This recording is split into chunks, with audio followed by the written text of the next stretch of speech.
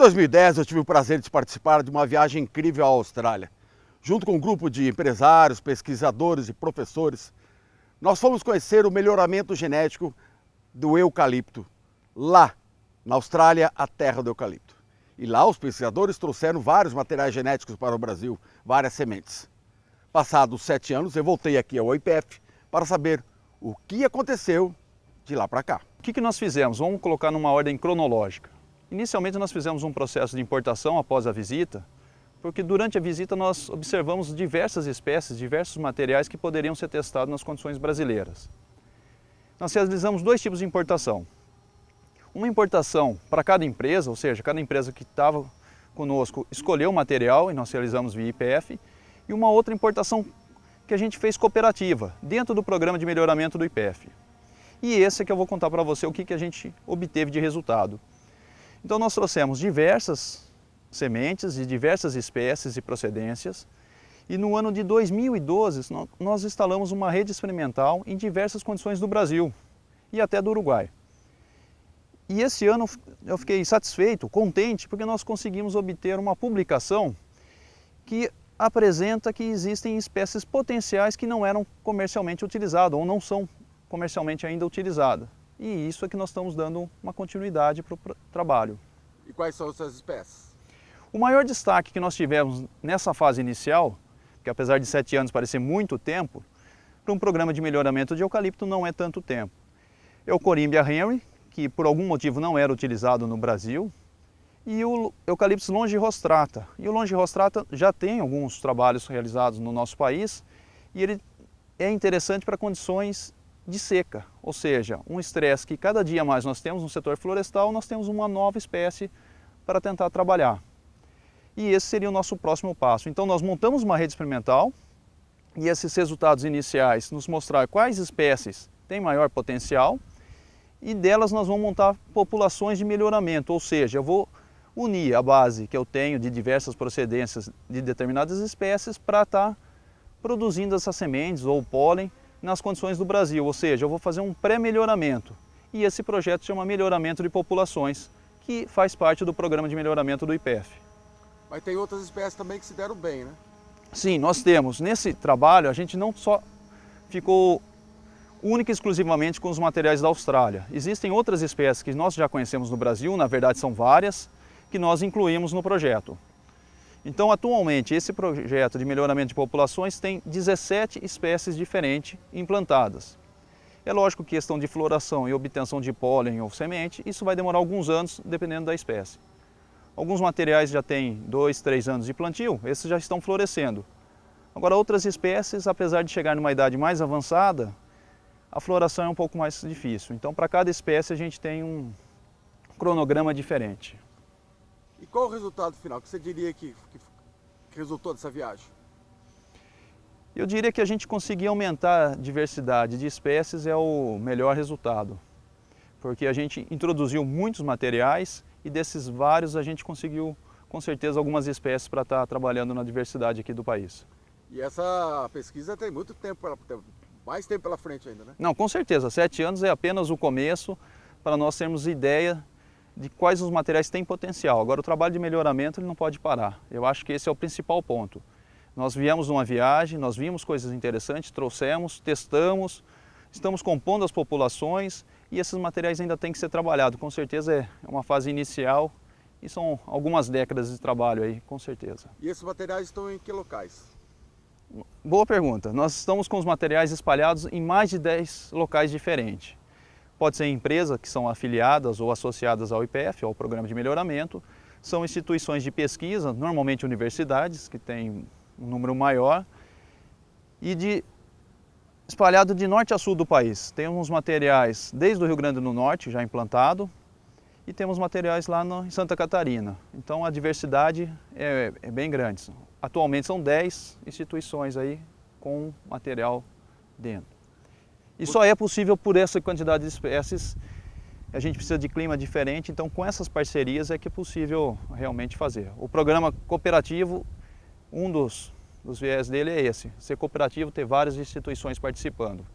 Cada um faz um pouco e no montante a gente tem um grupo forte. Então, Paulo, nós temos aqui uma diversidade grande de espécies, principalmente dessas que nós trouxemos da Austrália, onde você vai poder observar as diferenças morfológicas entre elas. São folhas diferentes, são características muito distintas.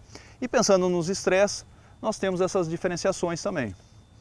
Então, para cada conjunto de espécies, nós teremos regiões ou ambientes distintos. Gostaria de destacar para vocês, aqui nós temos o eucalipto crebra, nessa outra aqui o longe rostrata, que tem se destacado, e dois corímbias, o tesselaris e o que tem se destacado muito no campo, que é o Henry Eye, como os australianos pronunciam.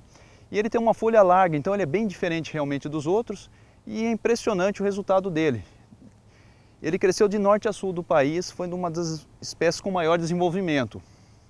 E o longe rostrata, por sua vez, é uma espécie que cresceu bem, mas ele não tolera condições tropicais. Nas condições tropicais, ele simplesmente não sobrevive. Então esse trabalho nosso, eu acho que está bem interessante os resultados e dando frutos. Ainda não sementes, mas em breve nós teremos. Esse aqui é um exemplo de uma população base que nós formamos com Corymbia thoreliana. É uma parceria com a universidade, onde nós conseguimos materiais existentes no Brasil, ou seja, nós fizemos um resgate de progênies aqui no Brasil, e introduzimos progênies da Austrália. E com a comparação dessas progênies, nós fazemos a seleção do material que vai ficar e compor essa população.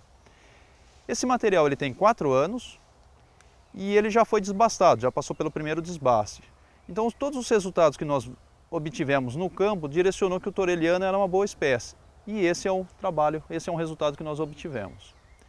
Mas aí vem a pergunta, será que nós vamos parar por aqui? Não. A ideia é fazer a seleção recorrente, ou seja, vou melhorar essa população e também vou utilizar esse material num projeto que nós temos, que é um projeto de corímbia. Nós vamos fazer um desenvolvimento de material com esse. Então a nossa base, as matrizes, nós selecionamos aqui dentro e nós iremos trazer pólen para fazer a polinização controlada, isso lá no viveiro do IPF, para estar produzindo combinações que naturalmente não existem.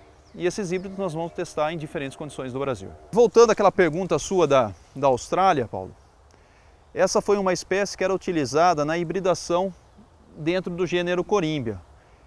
Por vários motivos, inclusive enraizamento e tolerâncias, o thoreliana era utilizado no trabalho de melhoramento de Queensland, que você comentou no início da nossa matéria.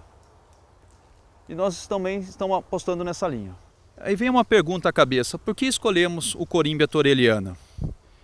Essa espécie, no experimento que nós montamos em diversas condições climáticas, mostrou a maior sobrevivência. Ou seja, de norte a sul do Brasil, ela mostrou 95% de sobrevivência, ou seja, um resultado muito interessante, principalmente porque nós estudamos em condições de estresse bióticos e abiótico. E agora, com essa população formada, nós podemos dar continuidade ao trabalho de melhoramento. Uma curiosidade dessa espécie, é uma espécie de ocorrência em região tropical, extremamente tropical essa espécie.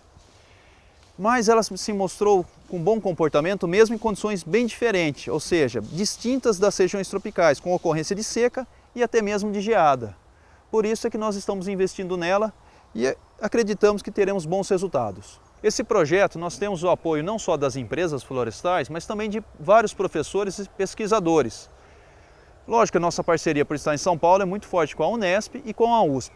Da USP, o mais interessante é o professor Mário. O professor Mário Ferreira, ele trabalhou na USP por muitos anos e apesar de já estar aposentado há mais de década, ele continua nos apoiando.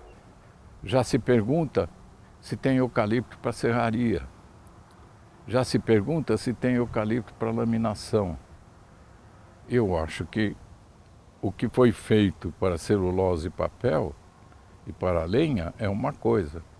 Agora, para serraria, para laminação, para outros fins, painéis, tudo, tem que ser nessa população base que nós vamos buscar o material. Tem que ser, não tem outro jeito. Então é isso mais ou menos o que eu levanto, que cada empresa deveria se preocupar em manter nas suas áreas de plantio pelo menos algumas populações base que podem ser um recurso futuro muito importante. Ou então tem que ter ligação com uma instituição de pesquisa como o IPF, que procura jogar essas populações base nas áreas ecológicas mais importantes para, numa necessidade, ter o recurso genético ali. Vai ser difícil voltar à Austrália e coletar material como foi na fase anterior.